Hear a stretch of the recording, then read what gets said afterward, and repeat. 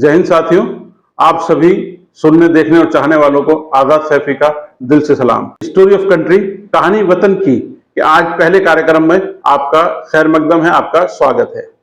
हम बात करेंगे अपने वतन के बारे में कि हमारे वतन में आजादी से पहले के जो हालात थे वो क्या थे और आजाद होने के बाद क्या हालात हैं।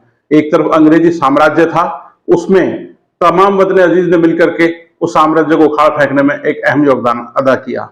लेकिन आज देखने में आ रहा है पूरे वतन के अंदर इस तरह का नफरत का माहौल बना दिया जा रहा है।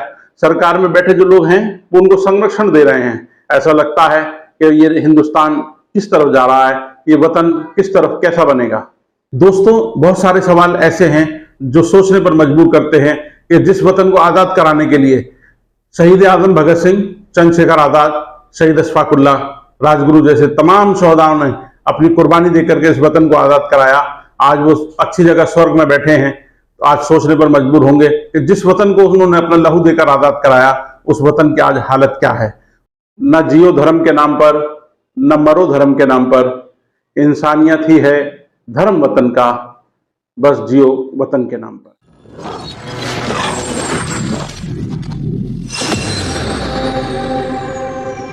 दोस्तों, स्टोरी ऑफ कंट्री मैं आप सभी का दिल से स्वागत करता हूं। जैसे कि आप जानते हैं कि हिंदुस्तान की आजादी से पहले के जो हालात थे, अंग्रेजी साम्राज्य ने जिस तरह का जुल्म आवाम के ऊपर किया, आज हिंदुस्तान आजाद होने के बाद करीब 75 साल होने के बाद भी हमारे वतन के हालात कैसे हैं।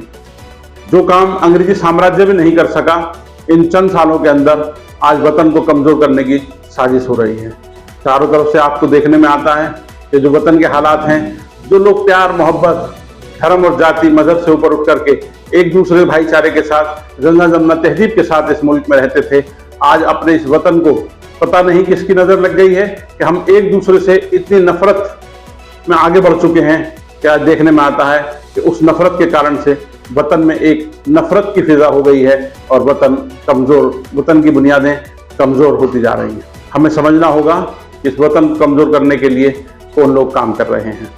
दोस्तों, जैसा आप जानते हैं कि आज हमारे मुल्क में वतन आज़ाद होने के बाद, देश की वतन की आज़ादी के 75 साल पूरे होने के बाद भी जहां हमें नफरत को हराना चाहिए था, प्यार और मोहब्बत से अपने वतन को मजबूत करने चाहिए था, लेकिन आज एक ऐसी नई नई ताकतें जो वतन को कमजोर करने का काम कर रही हैं। अभी हाल ही में मध्य प्रदेश की एक जो घटना हुई, उसने सोचने पर मजबूर कर दिया कि वतन हमारा किस तरफ जा रहा है। जहां एक आदिवासी दलित कमजोर बेसहारा के ऊपर सत्ता के नशे में चूर एक सत्ताधारी दल से जुड़ा हुआ परवेश शुक्ला नाम का व्यक्ति उसके ऊपर पेशाब करता है। तमाम सोशल मीडिया और न्यूज पर जब ये वीडियो वायरल हुआ और आवाम का जो गुस्सा था जब वो सड़कों पर निकला, जो सरकार को पहले कार्रवाई करनी चाहिए थी, सरकार ने बहुत देर की कार्रवाई करने में।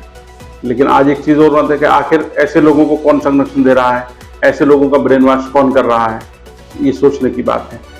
अगर परवेश शुक्ला ने गलत किया है तो मैं इस बात को भी कहना चाहता हूं कि उसका परिवार जो है उनके ऊपर आप अगर समय रहते हैं परवेश शुक्ला के ऊपर कार्रवाई करते तो यकीनी तौर पर सरकार एक उचित कदम उठा सकती थी। कसूर परवेश शुक्ला का है, उसके परिवार का नहीं है।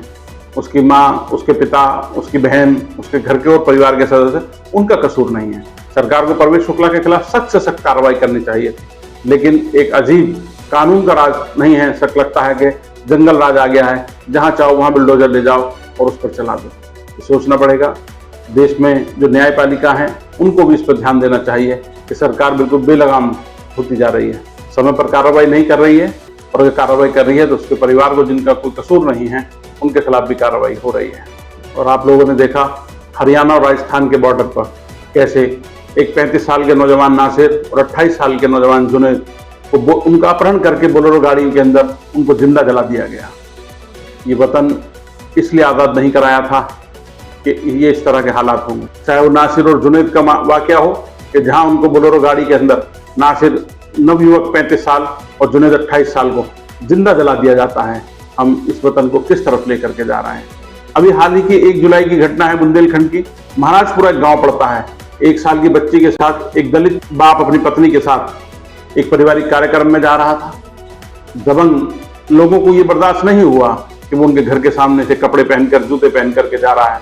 उन दोनों और उस बच्ची को पकड़ के उनको मारा और पीटा गया। तो ये किस तरफ कैसी नफरत है, इस वतन को किस तरफ लेकर के जाना चाहते हैं। सोशल मीडिया पर एक वीडियो वायरल हुआ यूपी के ललितपुर के सिंगवारा गांव का।